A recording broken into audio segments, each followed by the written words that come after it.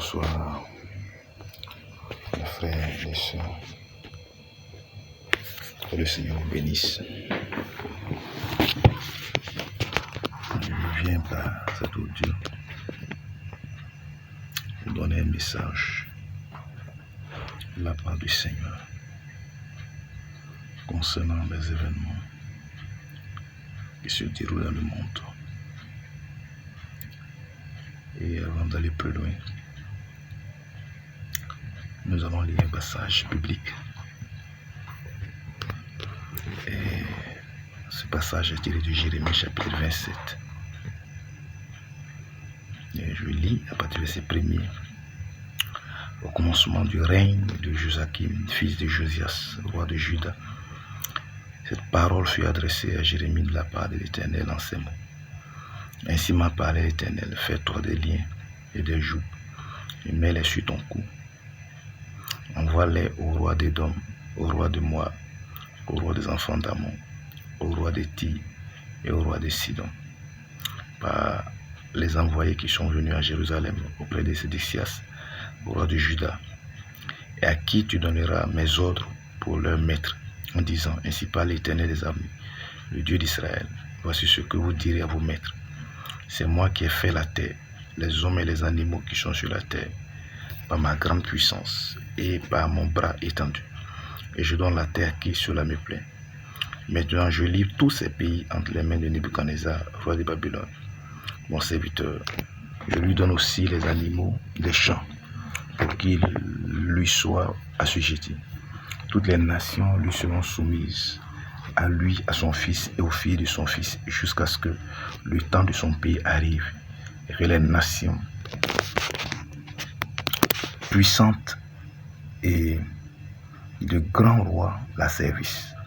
Si un royaume ne se soumet pas à lui, à Nebuchadnezzar, roi de Babylone, et ne livre pas son cou au joug du roi de Babylone, je châtierai cette nation par l'épée, par la famine et par la peste, dit l'Éternel, jusqu'à ce que je l'ai anéanti par sa main. Et vous, n'écoutez pas vos prophètes, vos devins, vos songeurs, vos astrologues, vos magiciens, qui vous disent, vous ne serez point servis au roi de Babylone, car c'est le mensonge qu'ils vous prophétisent, afin que vous soyez éloignés de votre pays, afin que je vous chasse et que vous périssiez.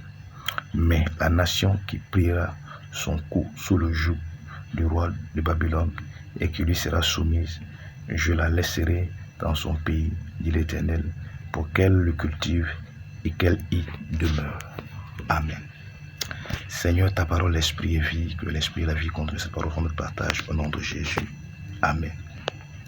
Voici les quelques versets que nous venons de lire, tirés du livre de Jérémie. Et l'historique de ce texte nous révèle l'histoire du peuple d'Israël, mais précisément de Juda à l'époque. Juda qui a connu des moments de désobéissance, de rébellion vis-à-vis de Dieu. Et à ce sujet, Dieu va prendre décret d'exil, mais je dirais de représailles sur ce peuple.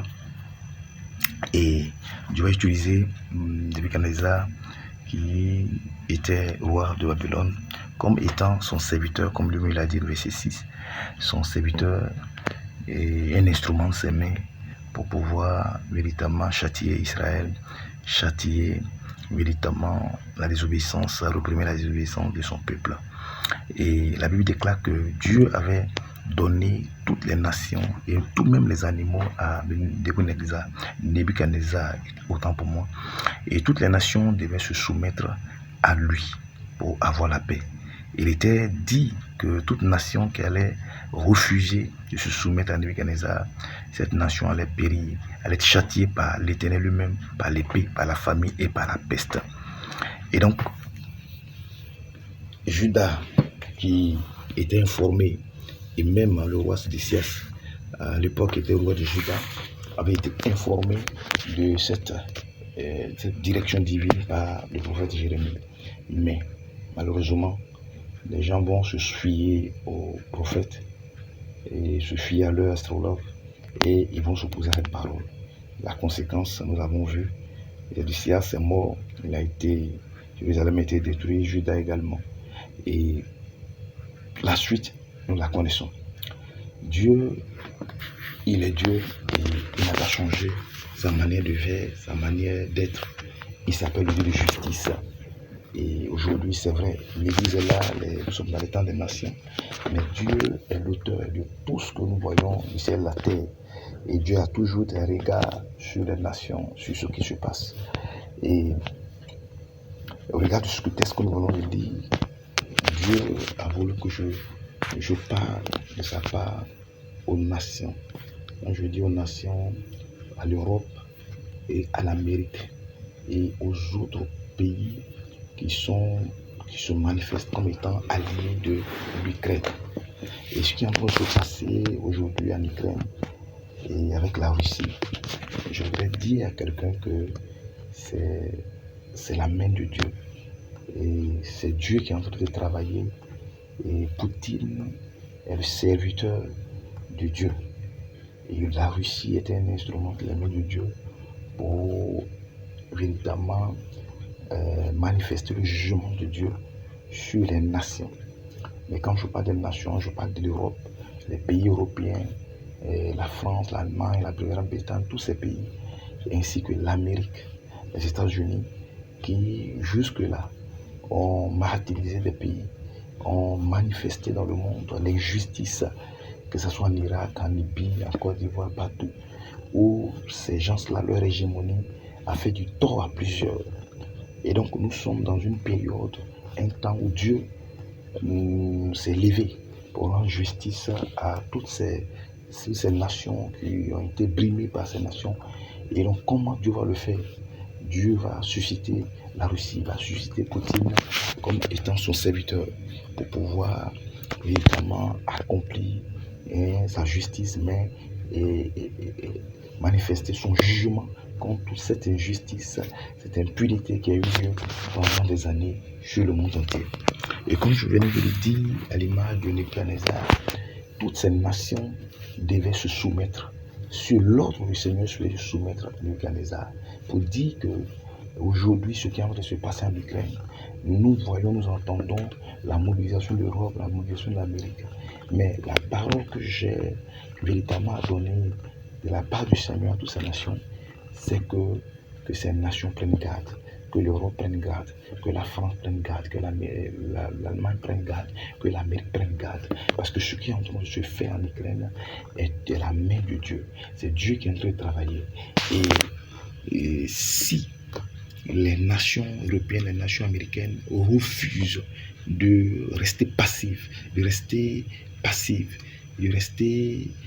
inactifs, de rester dans l'ombre, de rester dans leur réserve, et qu'ils tentent, oui, de pouvoir mener une action militaire, je dis de la part du Seigneur que l'Europe va subir une grande défaite. Comme il a dit, et je châtierai cette nation par l'épée. C'est-à-dire que la guerre va toucher l'Europe, la famine et la peste.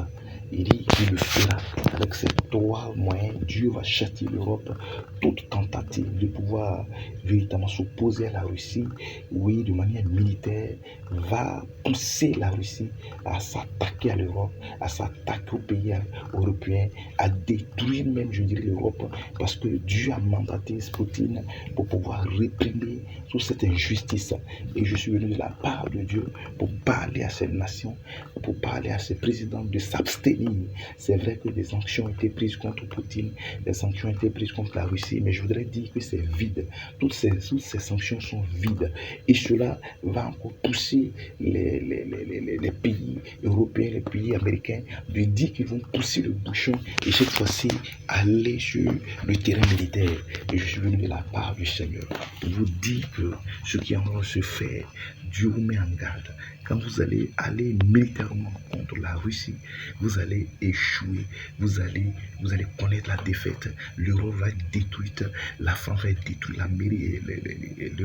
l'Allemagne, les grandes puissances de l'Europe vont être détruites parce que Dieu lui-même va appuyer par sa puissance, oui, l'armée russe, et il aura une défaite, une grande défaite sur l'Europe.